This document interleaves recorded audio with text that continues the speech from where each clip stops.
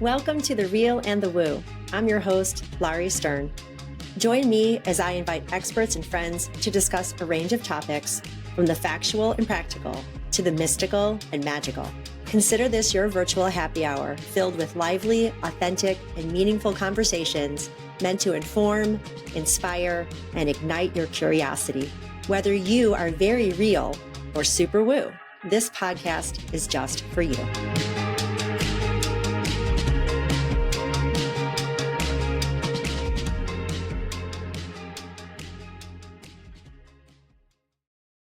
Hi, it's Lauri. Welcome to another episode of Mindfulness Mondays, where I bring you just a little bit of a snippet of an idea, a thought, randomly, or a download that I had that I wanted to bring to you on a Monday to set your week off, hopefully in a really good way. So the thought of the day, the quote of the day, the idea of the day is small, brave moves repeated open doors. So small, brave moves repeated opens doors, whether they're brave moves or moves with a little bit of uncertainty. When you do something repetitively or repeatedly, not sure which applies here, it does open some doors. It can also really turn people off, right? So I love this idea, this quote, because tenacity is one of my middle names. And I believe tenacity is an example of doing small or big, brave moves towards a goal. Some of those moves take courage, they take collaboration, they take learning how to use your voice and speak up for yourself or someone else. It doesn't mean not always taking no for an answer, but if you really believe in the value of your idea, your mission, your purpose, and you are hopeful that a yes will bring connection, peace, and healing to others, then I would expect that you'd want to keep banging on doors and making those moves and making whatever noise you want to make, squeaky wheels, get the grease, and so forth and so on, and not take no for an answer with respect. Tenacity with purpose, with intention is wonderful. Tenacity to be a jerk or an asshole and just keep asking when the answer has been no is quite different, right? So those of us with kids know we have to say no to a candy bar before dinner, right? Even if they keep asking, please, please, please. Or my son would want to wear his, any uniform, baseball, soccer, to school the day before a game. And of course, as a mom, like, I don't want to fucking do laundry just because he wants to wear his uniform to school. So that would be a no. But sometimes it would be a yes. It would just depend, right? The point is how the question is being asked and how the no is being received is important. And so when you are asking and getting a no, you really need to listen to where that no is hitting you in your body. Is it in your mind, your jaw, your gut, your heart, your sense of security? And that might be a good clue that it's a good time to keep going or a good time to take a step back and pick your battles. So that also brings up the idea of how to create healthy boundaries. And the word boundary is also a little upsetting to some people, fearful or aggravating to some people, especially when those of us on a path of self-awareness, self-interest, and curiosity often learn to create boundaries. And then what happens? The people around us wig out. And then sometimes we give up or we lose friends or family members because we've created a boundary. But I'd like you guys today, at least not just for today, but the week ahead and many, many more weeks to come, that creating boundaries is a form of self-care.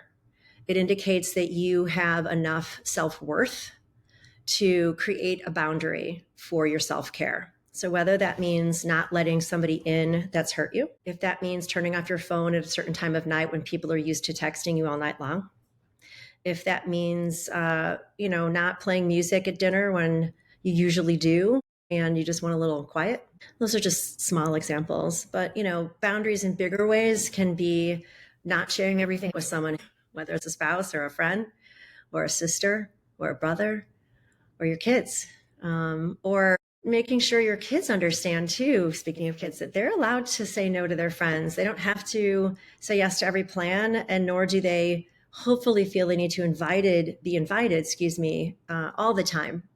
And when they're not, of course, I hope that their friends are kind when they exclude them or whatever. I know this time of year, right after Halloween, there's a lot of hurt feelings in the air of girls and boys who, didn't get asked to be part of the big group costume frenzy. But even there is an example where if your child was inadvertently or purposefully left out, that he or she is allowed to create a boundary. If this is a certain friend or group of friends who have repeatedly dissed them or dismissed them, then the reminder is encourage your child to go where they're wanted and to create a boundary that people who treat them poorly shouldn't get right back in that door.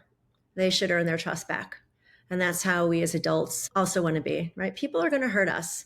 We hurt ourselves, and we want to be able to be forgiving, but also with a sense of awareness and discernment that perhaps this particular situation or person needs a boundary from you. And boundary setting is a practice just like anything else. But boundaries also allow us to create plans and stick to them, not in an OCD, inflexible way, but especially when I was raising younger kids, how I would set aside certain things, of course, to do what I have to do for my family. But there were times I set aside things just because I was afraid not to say yes to my child, or I don't know, whatever it is. But I think you understand what I'm saying, right? There's little micro decisions. I said this before, micro decisions every day take our power away. So when we're saying yes and we really mean no, when we are allowing our parenting, our job, our friends to get in the way of staying on a schedule or a workout plan or a plan of sobriety, for example. And people constantly try to whittle and nudge and say, oh, come on, not this time or whatever. And we give in. That's the kind of boundary I'm talking about. You are allowed to stick to a schedule, set a schedule, make a plan, stick to a plan. And when you find yourself off course, ask yourself, is it because you're really doing what you have to do? Or you allowed yourself to step aside or step over a boundary just to get along, or just because you were afraid of missing out, right? FOMO is huge. And what I like to remind people is instead of having FOMO, create a boundary and have JOMO. So joy of missing out. My teacher Rama gave me that. All right. So a couple of things to think about this week. How are you ready, willing, and able? And do you set boundaries? And are you able to stick to them without being defensive or forgetting that they matter to you? And also tenacity. How are you displaying not taking no for an answer in a really healthy way, and taking no for an answer also in a really healthy way by backing off, right? Because if we keep knocking on that door, and it goes back to the situation with friends, if we keep knocking on a door and we keep getting no, then probably it's not the right door for us now or maybe ever. But if in our intuitive mind, in our gut, that no we hear might be a consideration of a maybe or possibility, then maybe go ahead and ask another time and see what happens, or ask in a different way. So I hope you guys have a great week. This is Lauri from Custom Designed Wellness and the Real and the Woo podcast.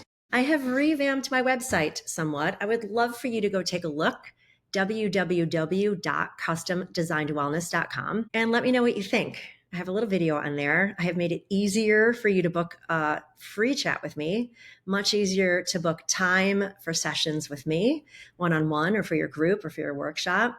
I do a lot of things all in an effort to help people matter and understand their internal wiring, their internal instructions, and how to rewrite them, reprogram them, rewire them for the modern bodies we all have now, dealing with the things we're dealing with now, right? So how we coped and navigated and dealt with issues, maybe even just 2 years ago, is different than we're meant to be dealing with some things now. So please reach out and let me know how I can help you. Reiki, yoga, sculpting, toning, energetic wellness, coaching, conversations, dialogue, chakra balancing.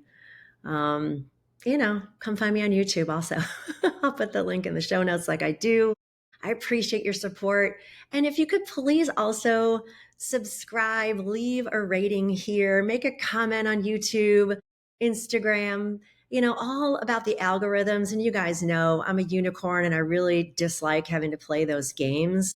But for now, I would love if you would be on my team and play the game with me. So do all the things like share, subscribe, sign up, forward, share, pass along, whatever you decide works for you. I appreciate you just showing up and hearing me. All right, that's it for today. Have a great day, a great week ahead, and I will be back soon.